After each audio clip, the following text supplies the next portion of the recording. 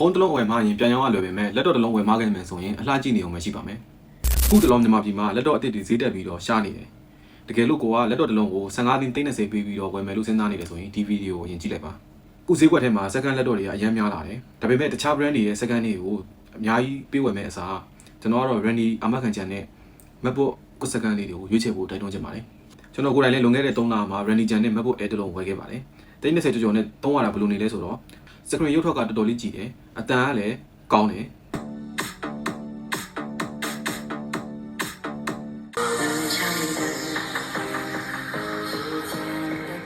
အပြင်မှာအလုပ်ထွက်လုပ်တဲ့သူတွေအတွက်လည်းဒီဇိုင်းက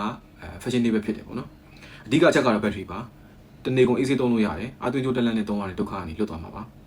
ဒါပေမဲ့အားနည်းချက်လေးတစ်ခုကတော့သူ့မှာ USB Type C port နှစ်ခုပဲပါတယ်ပေါ့နော်အားသွင်းရင်လည်းဒါပဲဒီနှစ်ပေါက်ပဲ data ကူးရင်လည်းဒီနှစ်ပေါက်ပဲ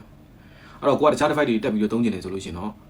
USB hub တစ်ခုဝယ်ထားဖို့လိုပါမယ်ဒါလေးတစ်ခုကလွယ်ရင်ကျန်တာအားလုံး perfect ပါပဲ second hand laptop တွေကိုဈေးအများကြီးပေးဝယ်မယ်အစား